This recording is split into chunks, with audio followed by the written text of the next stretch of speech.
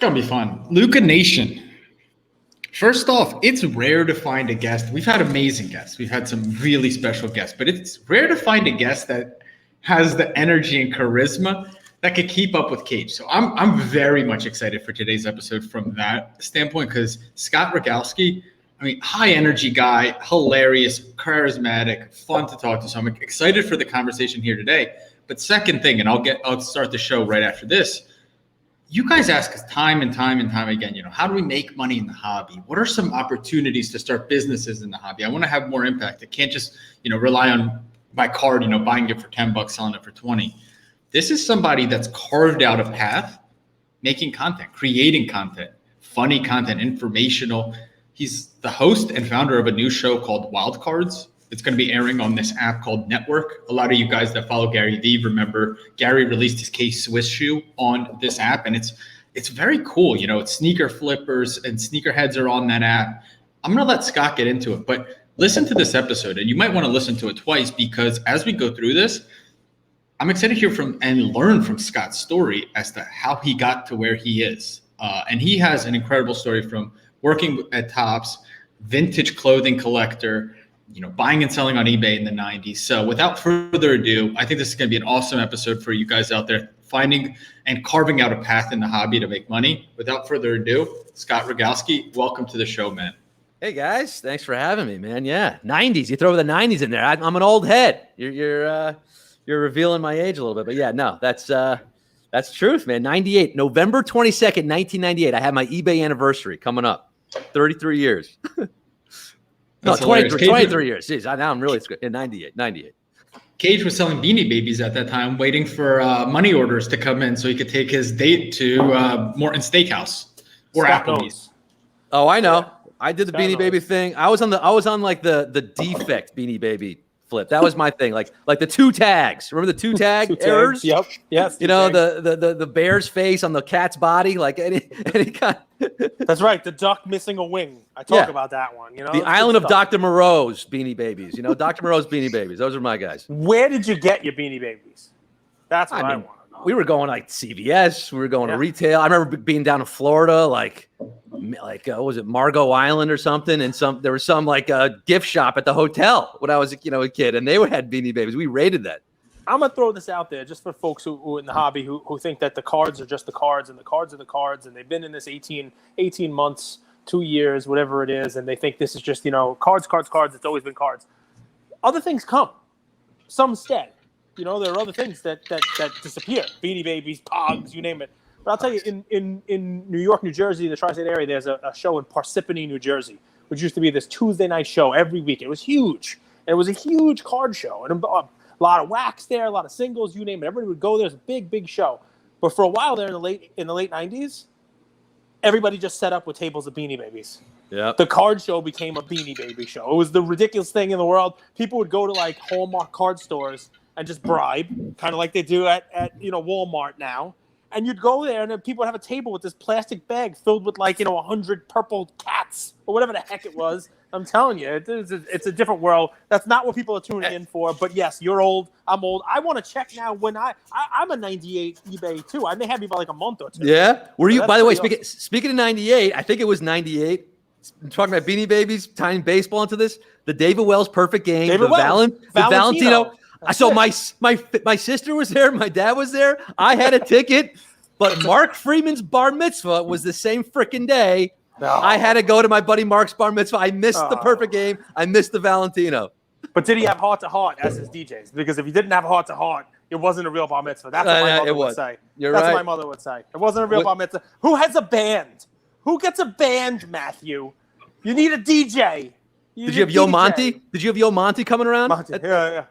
The trivia guy? Who gets a band? It's a lot of fun. But I'm a New Yorker too, man. I'm a New Yorker. Going back to the Gloria Rothstein shows, the East Coast Nationals at the Westchester County Center. That was my every show I was there. Listen, I got to ask you, let it kick off with one thing. I just want to give a little context. So Scott and I met at a collectible dinner at National. I'm curious, what brought you to National? What was your experience like in Chicago? Oh man, that was wild. I was brought out there by Collectible. Did some social assets for them, some marketing for them.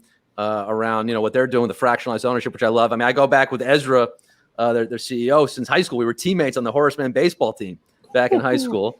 Also teammates with Pedro Alvarez on that team. Right. The first, I would say first and only, but now Harrison Bader is the second. So we have two alums in the major leagues, Pedro and Harrison.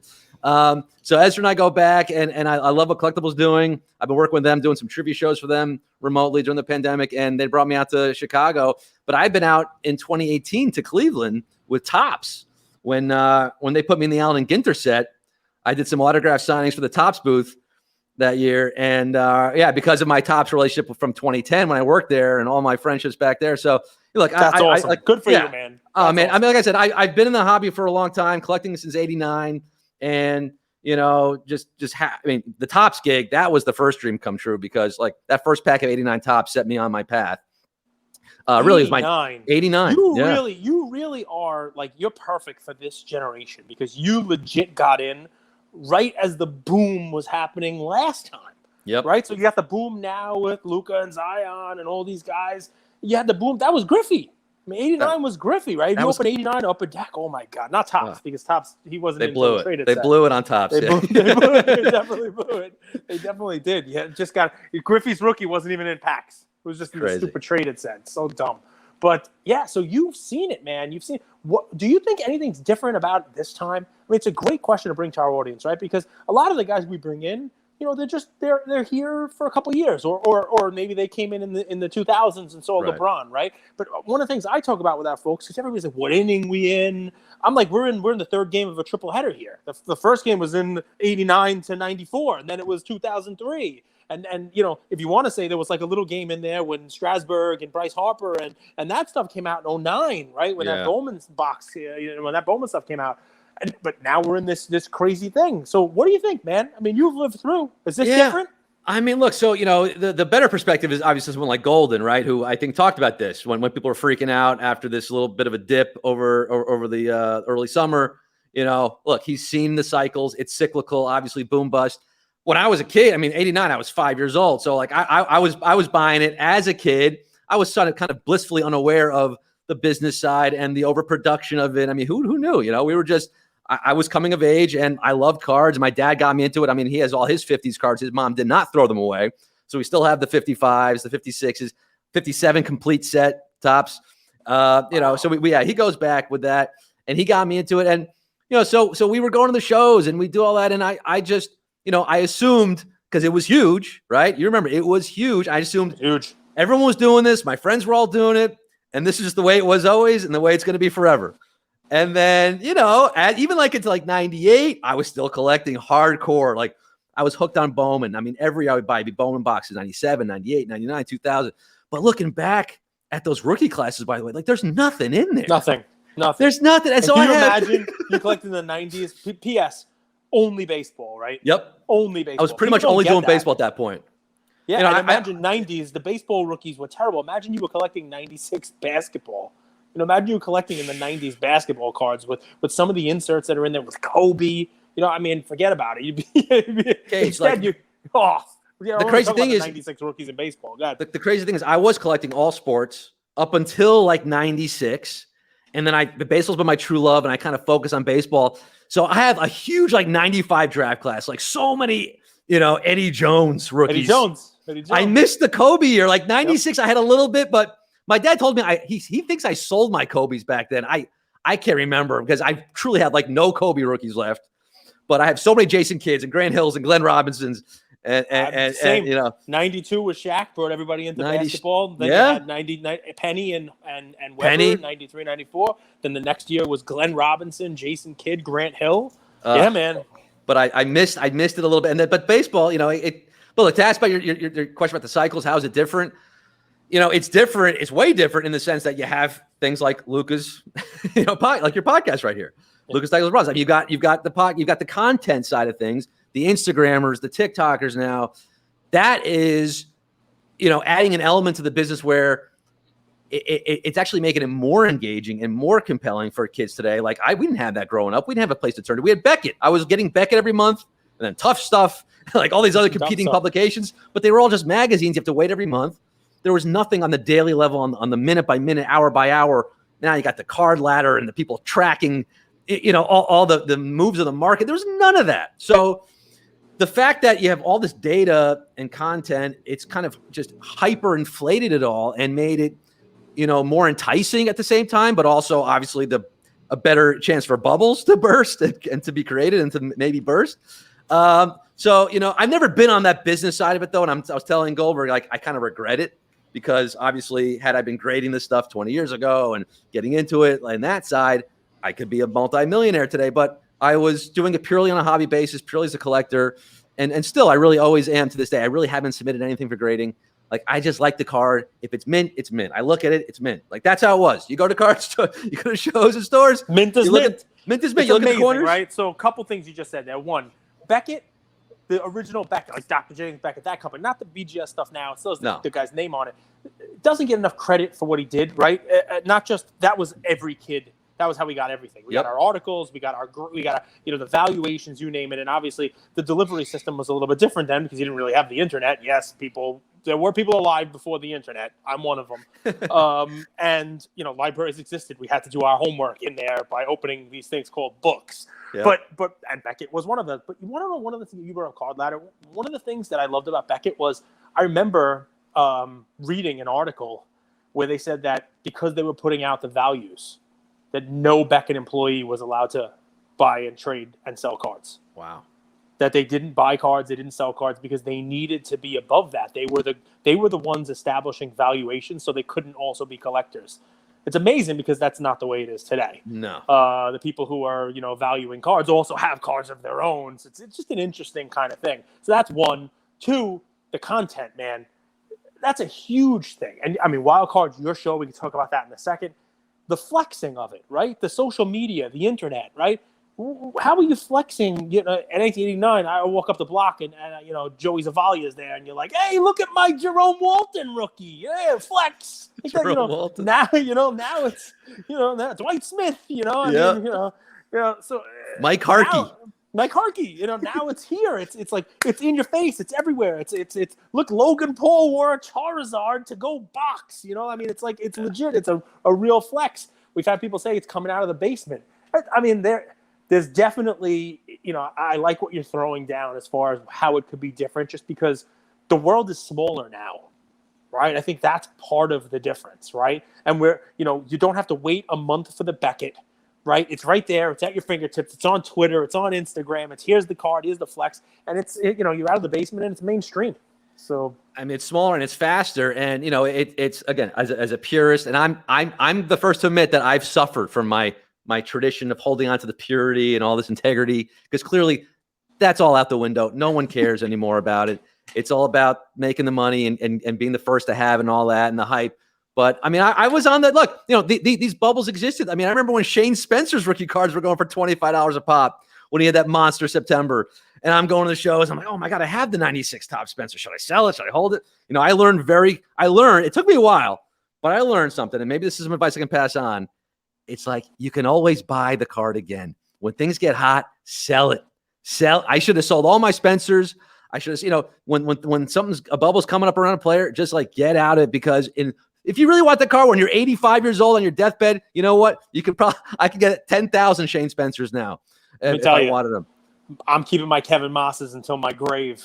Nobody's there could pry him from my cold, dead hands. It's amazing how it happened. And you're right, and it's always a Yankee. Kevin Moss, Shane Spencer, Didi Gregorius starts off with 40 home runs in April. It's just there's always some guy that's the runaway, and you're right, take your profits.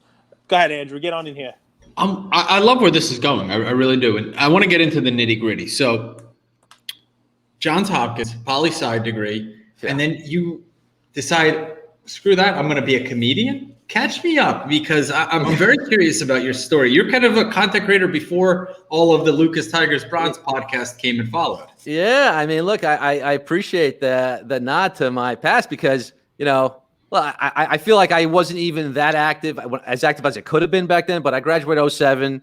I started doing stand-up in college in 2005, and that's when I sort of caught the bug. I mean, I headed into college with no designs of what to do, no idea. I thought I'd be a lawyer, like my dad, like his dad, just doing that kind of same lifestyle. And I caught the comedy bug did a show in college, and so I sort of transitioned everything into that. I put all my eggs in the comedy basket. Graduated, moved to the city, did the open mics and all that, and was started making videos. And my first YouTube video was 2009, which was a sports video. I actually had a sports comedy show, a live show called 12 Angry Mascots that I started in 2008. And we were, doing it live at comedy clubs, at UCB, at Gotham, in the city, and doing it around the city. But 2009, January, we did a video about the Super Bowl Writers Room. I put that up on video on our YouTube channel. The next morning, I woke up, it had 200,000 views. It was put on the front page of YouTube, back when they hand curated the front page of YouTube. Someone would sit there and look at the videos that came in every day. I'm like, oh, this is a good one. So I went viral on my first video. And I was like, this is easy. This is amazing. Next video had like 200 views, but you learn your lesson on that. But look, it's been a journey, like 13 years now almost, of putting out content and working. That's how I got the Tops gig and other gigs. I worked for this someecards.com where I started their sports blog, Jocular, which is long gone. But just kind of putting out videos, doing blogs and all that, and podcasting. I'm late to. I'll be honest. I'm usually late to the trends. Like, I was still 3 years late to YouTube when I did it. And I actually just got my first podcasting gig now for Morning Brew, Business Casual. That's a whole other conversation. But the sports thing's always been with me. I was always collecting along the way. It definitely was not cool to be collecting back then. Like, it was still in the basement. There's no Logan Paul with his Charizard. And I was working for Tops in 2010. And like you mentioned Strasburg. I mean, that was a Strasburg year, 2010 Bowman. Mm-hmm. But even then, man, things were not good at Tops. Like they were paying garbage. I mean, I think they still are, frankly. But there was not a lot of money in it, frankly. And the industry was at a real nadir at that point. And I was buying UFC, Tops UFC in 2010 is what I was buying. That was what I was buying. And shout out Jeremy Fullerton. There you go, Jeremy Fullerton. Exactly. Yeah. The Jeremy with the hat. He was doing all that UFC. Yeah. He was a UFC Tops guy. He came on a couple of the websites that we would go and buy from. Strasburg Tops, it was all redemptions. That was all I remember about it. Every Strasburg was a redemption. Autograph, yeah, it's gonna be a Strasburg autograph. It's redemption. That's what I remember about every auto for him was a redemption. Yeah, but everything's a redemption now, I guess. But yeah, 2010 was lean, man. Yeah, and that's what I thought. People would tell me, "Hey, what about my cards? I have my cards for the 9s." I'm like, they're worthless. Just chuck. They're not. They're never going to be worth anything. Throw them away, basically, because that's honestly, I never thought this resurgence would be happening now. But I was talking a little bit earlier. It's like I was on this vintage clothing thing as well from like 2003, going to thrift stores, buying vintage t-shirts again because I loved them and I wanted to wear them. And now those have become so valuable. But I should have foreseen, like in the vintage world, it's like every 15, 20 years, a new generation comes up. They have money to spend. They get nostalgic. They go back into their childhood and now buy the things that they wanted back then. Like now people want the Griffey rookie that they couldn't afford in 89. Now they want the Kobe rookie. Now they're getting all those things that they wanted as kids. They have money to spend on it. I don't know why I didn't take that knowledge on the vintage t-shirt side and bring it to sports cards because, again, I could have been in Gary Vee territory with his.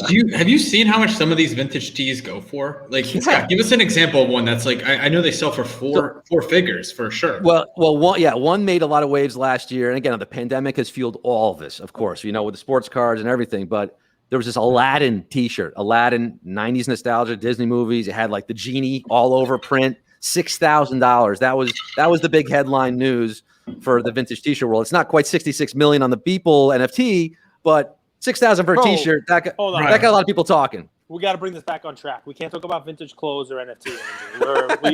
We're not allowed to. We just have to talk about. I actually want to go a different direction. You're not allowed. You can't. What I've been hearing from Scott is you don't get like romantic about kind of what's popular today. You're able to understand that Beanie Babies and vintage clothing and sports cards, it's all really basically the same feeling, the same emotion, the same nostalgia, but the vehicle's different.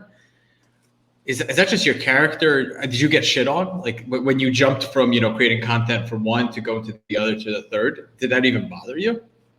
It's probably a character flaw because like the sentimentality and the nostalgia, it really isn't good, especially if you're in like the markets and you want to be kind of moving things. Like you can't have those attachments, but I'm just all about that. I don't know what it is. It's in my DNA. I'm nostalgic for the past. I'm one of those people who wishes, I could have lived through earlier eras and seen, my great grandfather lived, coming over from Poland. Like I was thinking about like, what was he doing as a 13-year-old with no money coming here and setting up? Like, could I have done that? And probably not. I probably would have died of chapped lip back then without. Now it's hard for us not to hear. I rely on my Burt's Bees to get me through every day. But no, I mean, look, it's just crazy how soft we've all gotten. That's all another conversation. But no, man, I mean, it's the romance of it. It's the romance of it. It's the old movies, the old music. Everything older is better. We all think, obviously, when you go back to the 70s and 80s, they said, oh, things suck today. They wish they could go back to the 50s and 40s. So every generation says it's better earlier. And in 20 years, we'll go look back on this time and say, wow, wish we can go back to 2021. But, I don't know. You got to keep pressing forward. And honestly, there are better people doing it than me who kind of like notice the trends early and look to the future and make decisions that way versus I'm going to hold on to my Kevin Mosses. Can I ask you, man? I'm curious. I love meeting people like you guys. So how we met, it was this collectible dinner at Morton Steakhouse, and Scott came over, he sat at our table. And when you meet people like this, they bring a light, they bring an energy to the table. I felt that from you. And I'm curious, what makes, your dad was a lawyer. What makes you want to do what you do? Why did you choose content? Why did you choose comedy? How did you find yourself going down that path? Yeah, that's it's a good question, man. And again, the word content, which is another thing I kind of despise. I know it's used de rigueur now, but that's what it is. But it wasn't content when I was coming up. This is just like you just did comedy. You told jokes. There wasn't this whole content world. So it was never a decision like I'm gonna be a content creator. That just didn't exist in 2005. But it was really, again, going back to my love of stand-up comedy, my love of of old movies, Steve Martin and Mel Brooks and the Marx Brothers, and just wanting to be in that world in some way, right? So you must have hated your family, Scott, because I know. Yeah, why your parents are both lawyers? Yeah. Why not a doctor? Right, you went to Johns Hopkins. Yeah, make me proud. An accountant at the very least. What is with the stand-up? You think you're Jerry Seinfeld? They were not happy. Scott. They were not happy. I found baby pictures. I'm in a T-shirt that says "Future Lawyer" as a 2-year-old. So that vintage T-shirt isn't worth a lot these days. But I don't know. I started doing stand-up in 2005, and Seinfeld, a huge influence, Mitch Hedberg and Dave Attell and all these guys. And I don't know. It just seemed like something I wanted to try. When I did it, that first show, I had like instant feedback. People saying, "Oh my God, you're great at this. You're so fun." If I had a bad experience my first time out, I probably would never do it again. But because were you nervous? Were you nervous going? Yeah, of course I was nervous. You still get nervous. But there was 300 people packed into this theater that fits 100 in college, and it was all college kids. So it was just a great, you could ask for a better first time on stage. It all ramped up, ready to go. I was the last one on after 20 people came up before me. So the room was just warmed up to the point of boiling hot. Drunk. Probably a little drunk, probably other things going on. Scott college said nothing. Kids. They were just all high and laughing. Yeah, they thought it was funny. He just stood there doing nothing. I looked funny. I'm funny looking. He was throwing ho-hos and ring things at him, and that's why they loved him. So there's guys like Cage and Scott. You guys are naturals. It's obvious. I mean, the energy's flowing. For me, it just didn't come natural. But I met a mentor who told me, go try improv. Yeah. And I did improv in New York at this place called Improvolution in I think it was West Village area.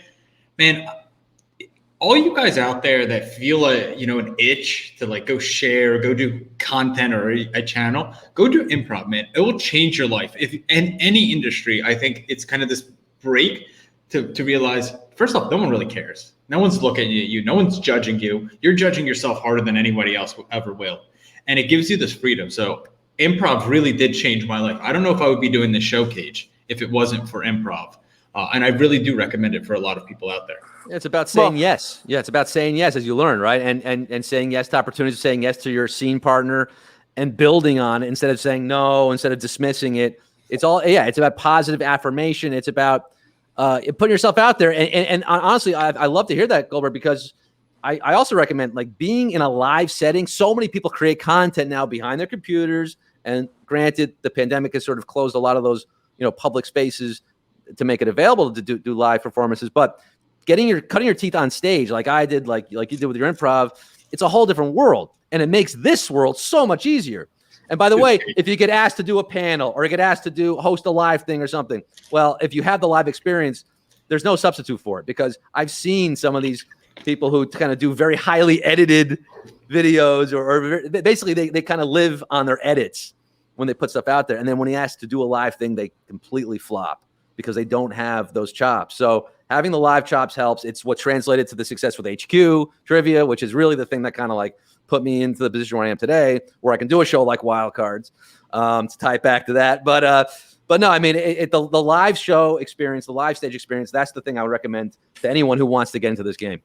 So let's talk about Wild Cards, because listen, the first thing that I thought of with it was, hey, is it Wild Cards 1 word or 2 words? And I wanted to give you some advice. Obviously, pick an easy name like Luka's Tigers and Bronze. Oh my! I mean, you want something that kind of rolls off the tongue, So talk to us about Wild Cards, man. We had so many name ideas for the show, and funnily enough, because there's the Wild Card brand that came out in like 90, 91. That's kind of relaunched now. Another name I had was like Action Packs, because we're selling packs, and of course Action Packed. Dude, you clearly were collecting in the 90s. Oh, yeah, Action Pack. Wild Card was football with hideous, with black border with little colors. Hideous. Those numbers. Those were like the Braille cards. They were bumpy. Yes, exactly. The embossed.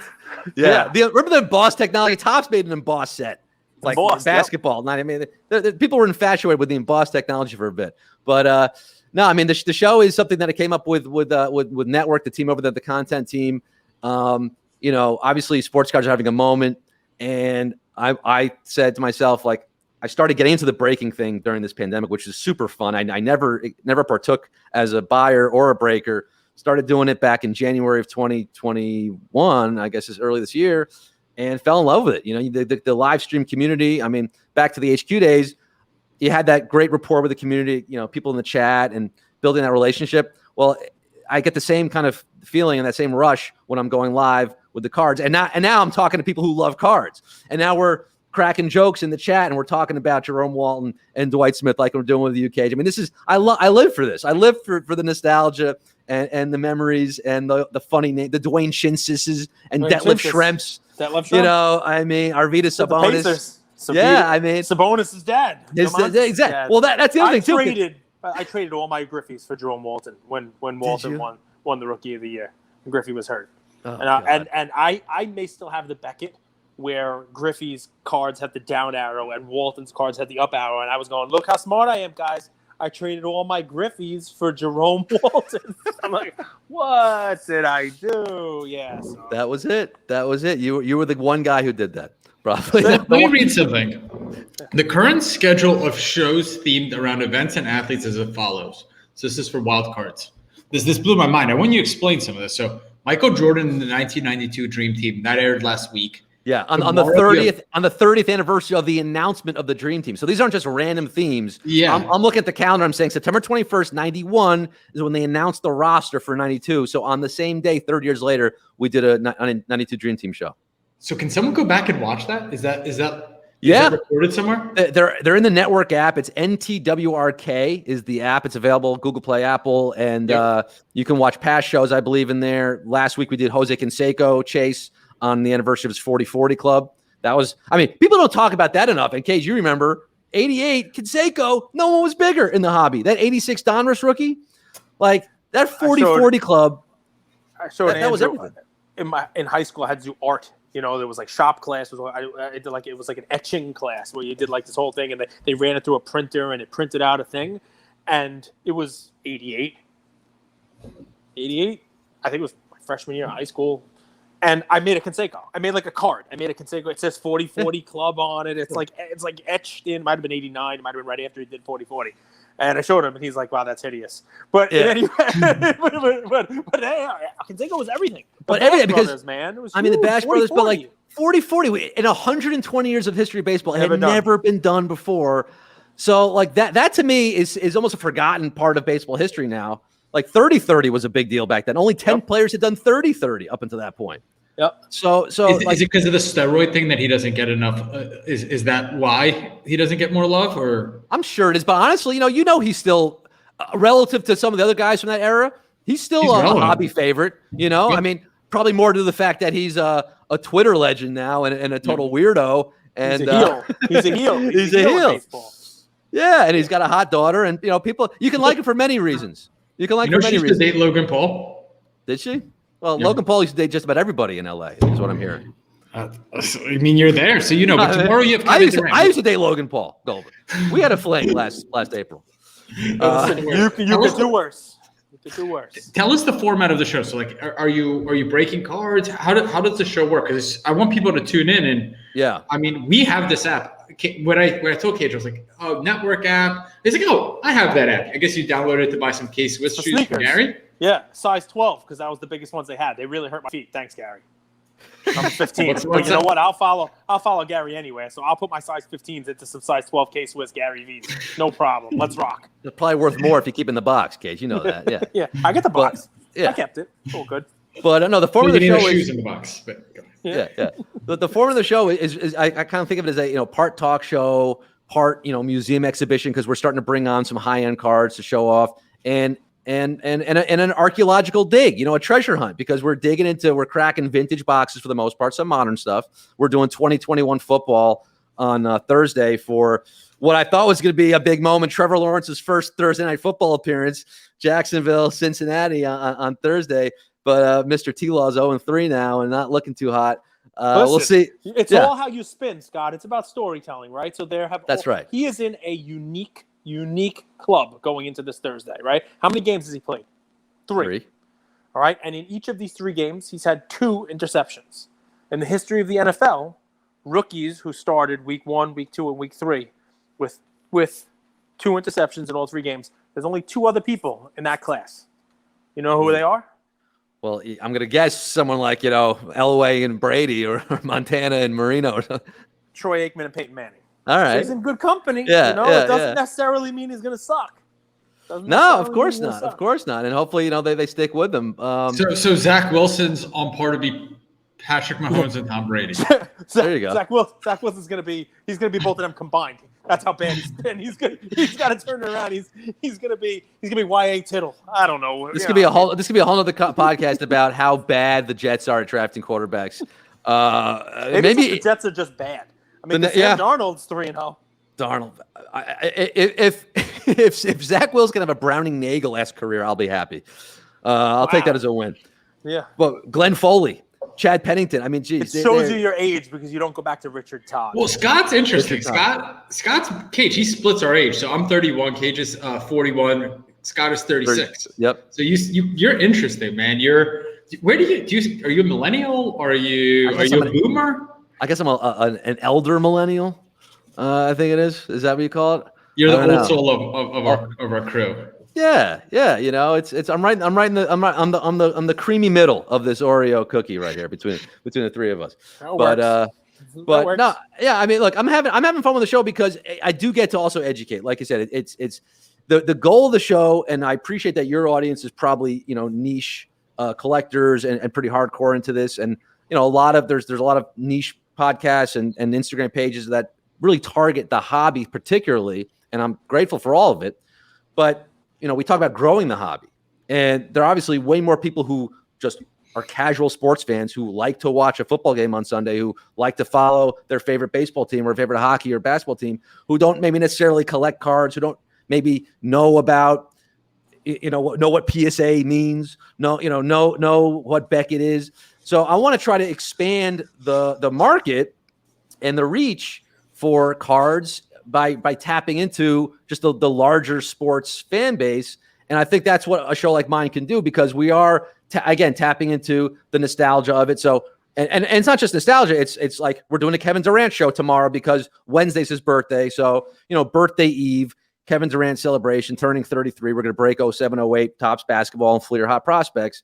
NHL opening night, we're going to throw back to 90-91 and look for Yager rookies, Bure, Fedorov, Modano. That's one of the best rookie classes ever, by the way, 90-91 hockey. They're like 14 Hall of Famers in there. Yep. So, getting the old, the new, mixing it all up and telling people like why Jose Canseco was important, why 40-40 meant so much, showing clips. We get to show old clips of these moments and celebrate in a visual way. So it's a celebration. It's a sale. We are selling these packs. I mean, I'm calling myself Donye West because Don West on the home shopping days. I feel like I can kind of carry the torch for the new generation. If this show takes off, 101 different beanies, 19 factory sets, Gem Mintons. Look at these cards. We got the sealed wax boxes. We got the sets. The set run. Don West was crazy. So I'm trying to bring that energy to it.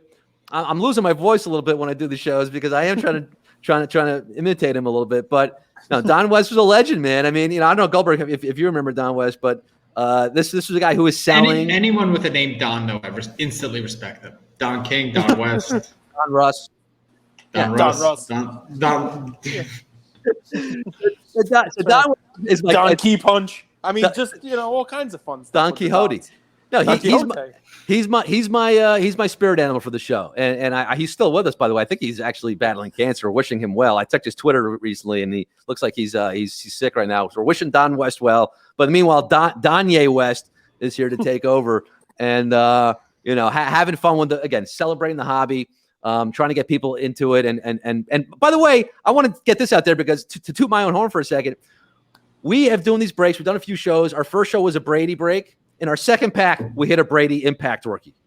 In our Mahomes break, we hit a Mahomes score rookie.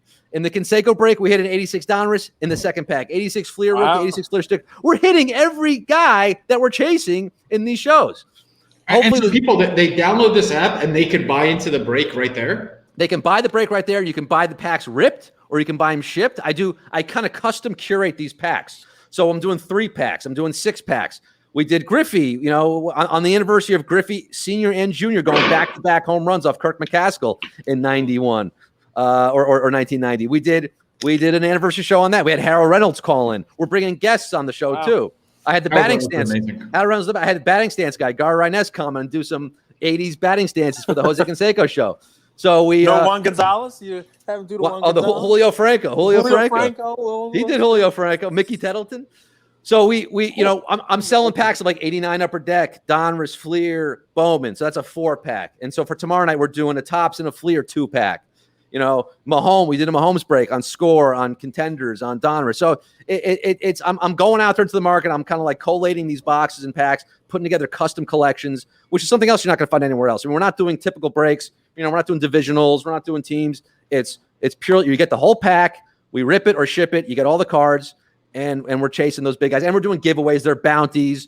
We're giving away signed ball, signed jersey. Every show's got giveaways. We do some trivia. I mean, it's an all-in-one show, and really, it could appeal to any sports fan, whether you want the cards or not. But the cards are the focus. It's cool, man. The network app. I like it. I'm sure people have told you this. I mean, you're a great communicator. It's obviously why you have the success you do. But at the dinner, we also talked a little business, and you have a good head on your shoulders. You understand business really well too. Let's say you're made commissioner of the MLB, right? You love baseball. You're a junkie. You've basically named 100 names of Hall of Famers I've never heard of. So I don't want to make this assumption, but you love baseball, right? Yeah. Okay. What do you do to revitalize the sport? But more specifically, baseball. These are baseball cards, Scott.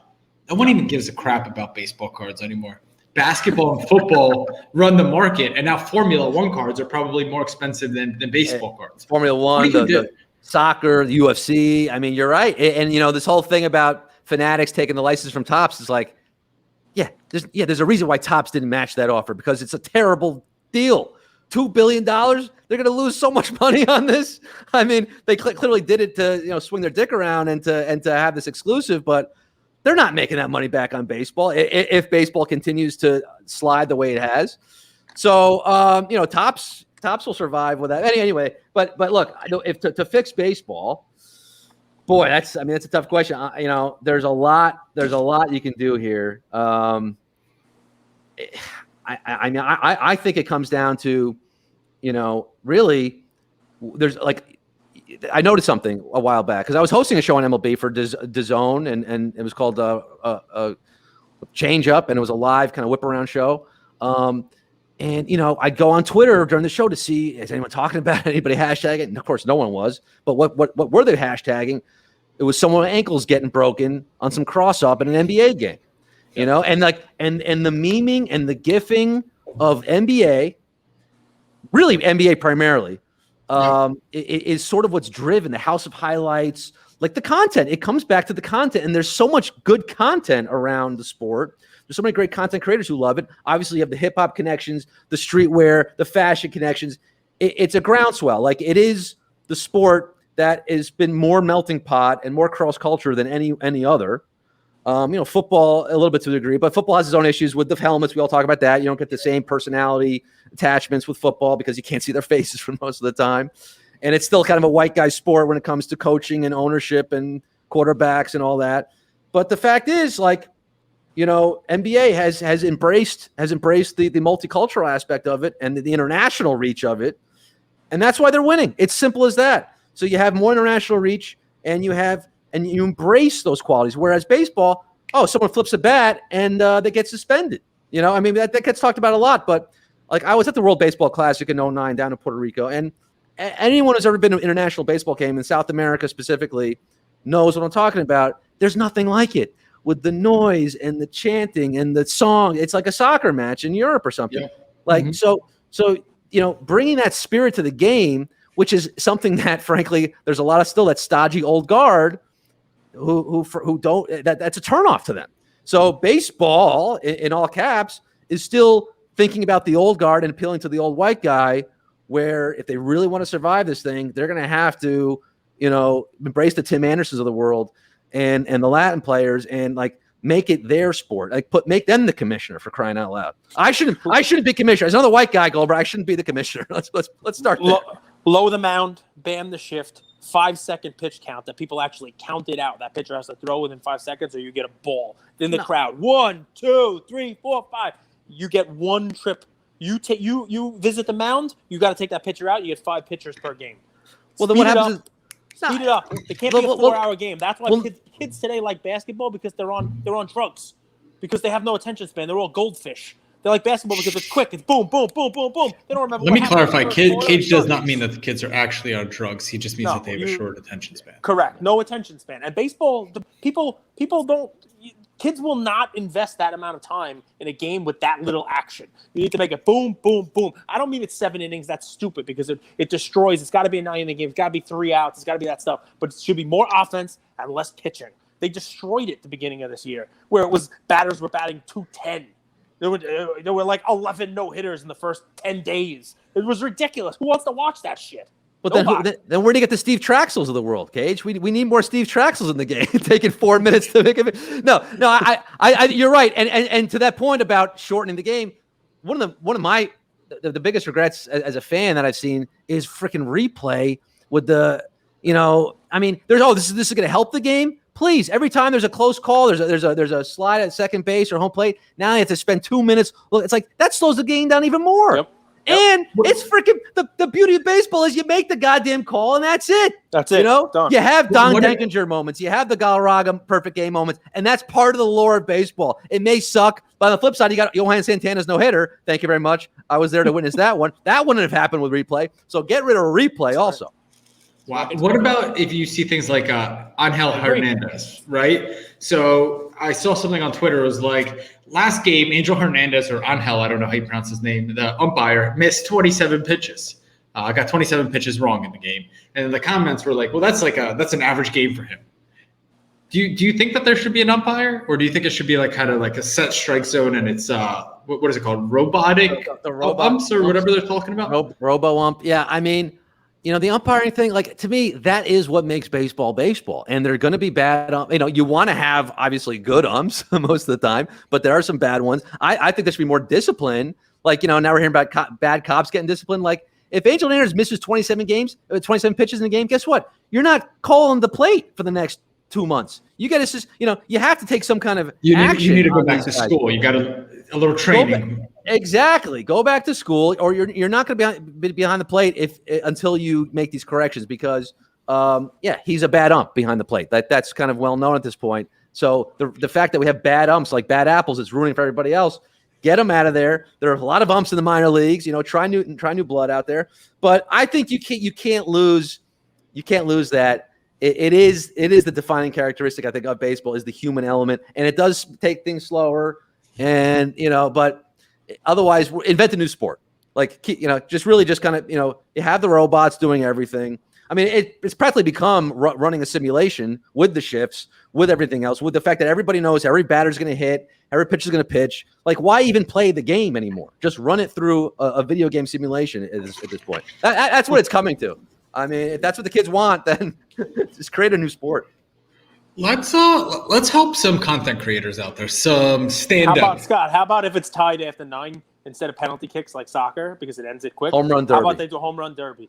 You get 5 guys to go up there. Each one gets, you throw 2 pitches at them and they hold 5 and 5, and whoever has the most home runs after 5, they extend it just like penalty kicks. Or how about have a weekly home run derby showcase like they did back in the 50s? Why not? Why not? Like there was a home run derby show. Like bring some more of that to it. And how are they going to do that when they play basically 6 or 7 games 6 or 7 games a week? It's not really a lot of time. Maybe if they don't do the home runs for the penalty kicks, they don't do like the penalty kicks at the end. If it's only like if it goes to instead of having extra innings, then dude, there's a million ways to do it. The point is the home run makes it memeable like the NBA. That's cool. People like that home run derby. So even if it's like every series is a 4-game series, every time you have a series, the 4th game is a home run derby instead of a game. I'm curious. Like, just go something nuts. Do you guys think a TopShot version of baseball would take off? Aren't they trying it? Isn't Topps doing something with the NFTs? I don't know. I mean, this NFT thing, I'm not the best guy to talk about it. Like, I've seen it. I've never bought the Top Shots. I get it on a purely logical point of view, where to go, like, why do we collect cards? What is a card? A card is a static image. Usually it's someone just standing there, not even in the motion of action. And we hold on to these things and we love these things. And it's just a freaking picture that doesn't do anything. Top Shot, you get the full play. You got every angle. You got music. You got graphics. So as a fan, as a kid today, if you're looking at a basketball card versus a Top Shot, yeah, the Top Shot is more appealing. There's more visual, compelling action happening. And I think in baseball, like a diving catch in outfield, an awesome stop at shortstop, a triple play, a home run. I mean, a walk-off. Like, there's so much within. Like, I honestly think the clips of baseball would even be more exciting than basketball. So that to me, you've got a good point there. I mean, I agree with you. The web gems. I used to love watching web gems on SportsCenter. I mean, those are the like Damian Jackson making a diving catch. Like, who the hell's Damian Jackson? But like the guys who have the can flash the leather, who amazing a Vlad Guerrero throw, just gunning a guy out on a line. 300 feet. I mean, those are the moments. Yeah, like there's this classic robbing home runs. You're right, Goldberg. There's so many moments in a baseball game when you cut out all the fluff, and all the downtime. There's some moments that are really exciting and are memeable and could make a Top Shot. So yeah, maybe it'll work. I would buy a manager arguing with Angel Hernandez over a blown call. Like, I think it would be hilarious. And by the way, let me know if I'm saying it. Is it Angel or Angel? I've kind of said both. All right, just to wrap, because we always try to keep these under an hour. Through and through, you're an entertainer, you're a communicator, you're a personality, and there's a lot of content creators in the sports card space. I've noticed that, and it changes. When the market's going well, we're all in the same boat. But when things aren't going so well, or someone else or some content creators, are trying something new, there's a lot of this infighting. There's a lot of this kind of disparagement of each other. I wonder if you could share, what have you learned? You've been doing this 14 years, basically, performing, entertaining, communicating on stage. What would you recommend to content creators, if anything, in this in the sports card space? I'm maybe again not the best guy to ask about the scene of it all, because for whatever I think, if I took one of those personality tests recently, and to my surprise, and maybe to yours, it says I'm an introvert.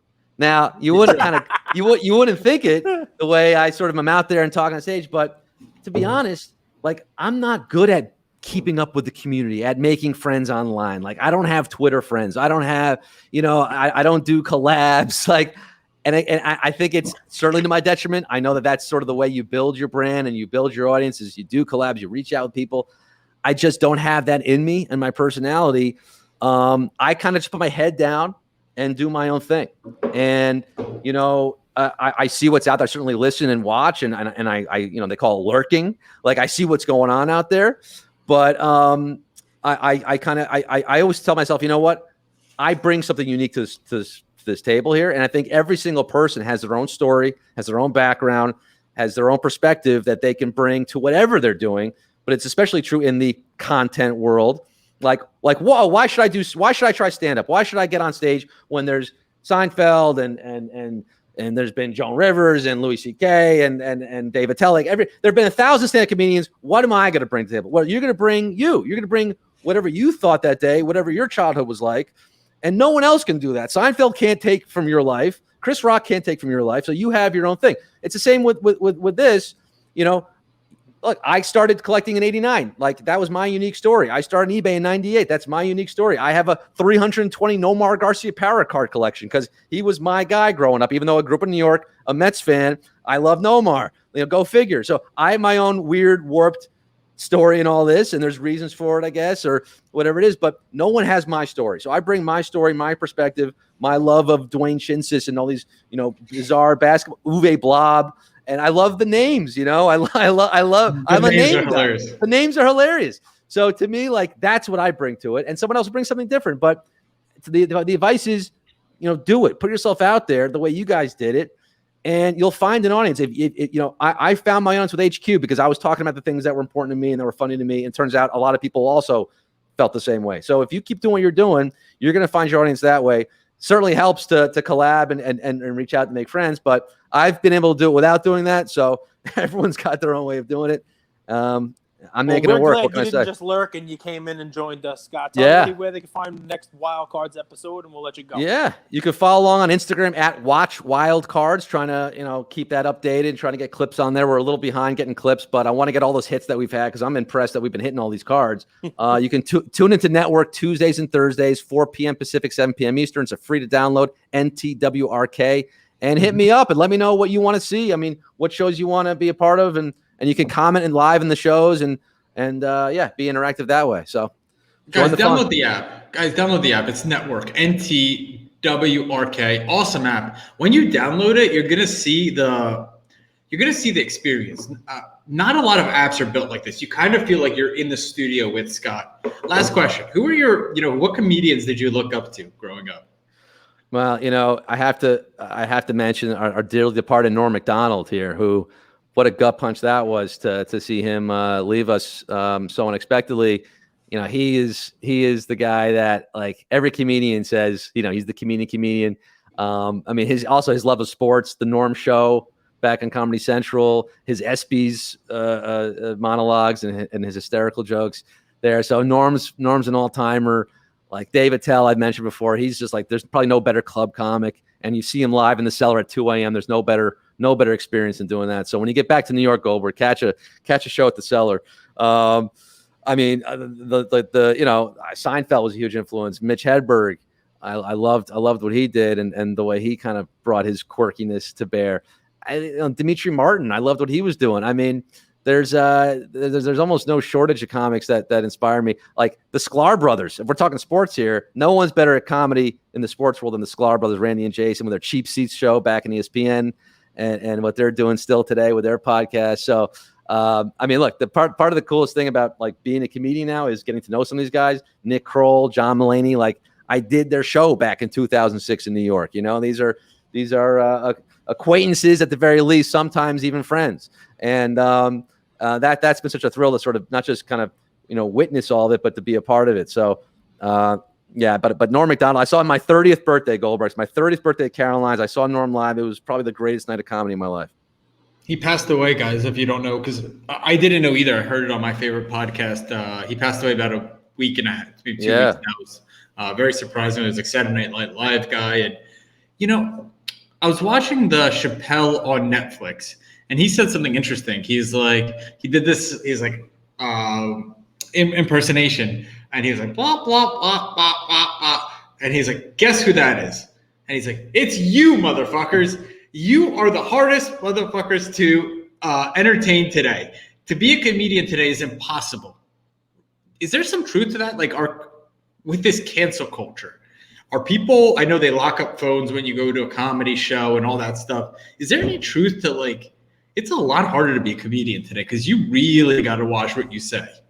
Well, in the comedy world specifically, yeah, like, I think if you're a comedian and you're truly a comedian, you get a bit of a pass for some of the things you say because you're coming from that, like, you're a professional comedian. You've been paid to tell jokes and entertain people.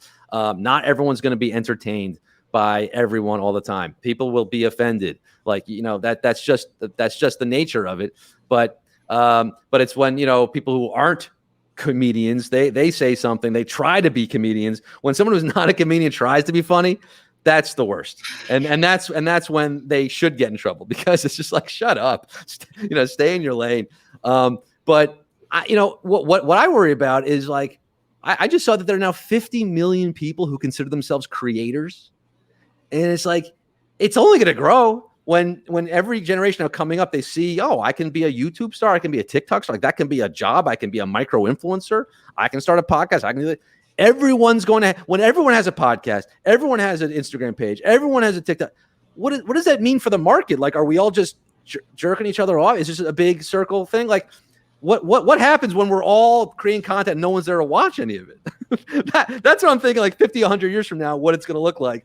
We're all just casting our lives, and literally there's no audience for it because we're all too busy with our own content creation.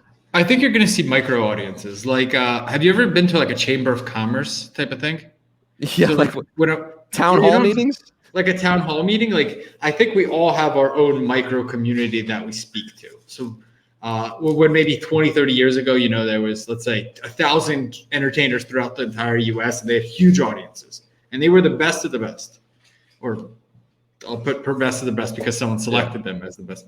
Now we all, maybe we have 1 million content creators with, an audience of 1,000. So it's interesting. It's this long tail that I think is happening, and I don't know how it plays out. You're absolutely right. I mean, you could start up a show in 5 minutes, create a YouTube channel, have a camera, you buy a mic, and you're off to the races. You could publish it for free. So how it plays out is going to be very fascinating.